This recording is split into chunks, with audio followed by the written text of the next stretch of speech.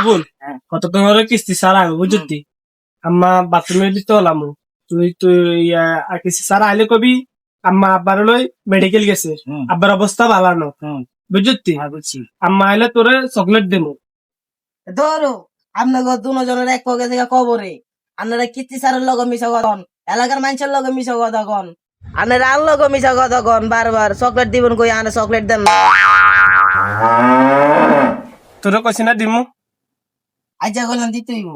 দিমু দিমু তোরে দিমু আজ যে চকলেট তোর মিজে তুনো আম্মা আম্মা ওয়াদা দিছি না আম্মা তোর ওয়াদা দিছি আজ চকলেট নিতে আবুলের মা চাচি আছেন নিও আবুল কিছু চলে আইছে আই দেখি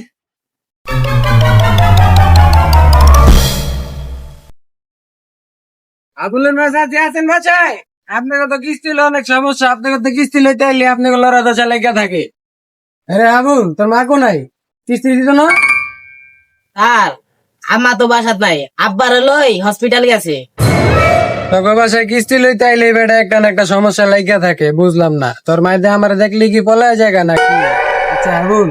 তোর মায় কি কোনো জায়গায় গেছে নাকি আমার দেখা পলাইছে সত্যি করে ক তোর একটা জিনিস খাওয়াবো মজার জিনিস ক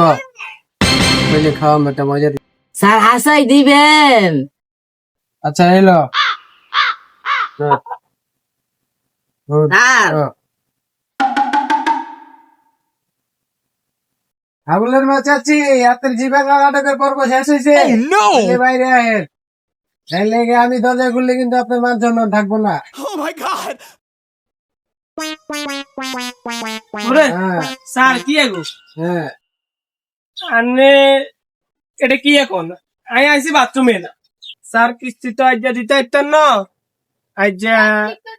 সমস্যা আছে আরে আর কই না রে হাতে তো আজ কয়টা দিন সংসারে চাল না ডাইল না তেল নাই কেন চলি এই বেড়াগা সংসার দিকে কেন নেনো না কত কষ্ট করে পাইছি তো হালাত হাত করে চলিয়ে হাবিলের বাপের কারণে আজ জীবনটা ধ্বংস হয়ে গেছে আর ইয়া আনের মতন এই লোকের কারণে আন মতন লোক আর মান সম্মান হানি করবে মতন কথা কইতে ইচ্ছে নলে কি আনের মতন লোক আর এত বড় কথা কইতে ইতো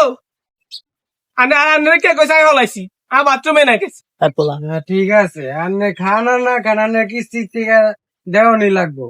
আপনার ছেলেই তো বললো যে আপনি নাকি আপনার বাথরুমের পলাইছেন কই চলেন স্যার হাবিলের বাচ্চা কোনাই এ অজদার বাচ্চা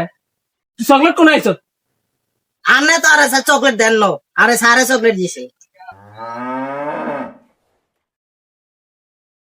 অন্ধের বাচ্চা তোর কানা কথা বলি এই কিস্তি স্যারে বাচ্চা তোর লেগে আমি মাইর খাই বাবুরে আর জীবন আলে বালা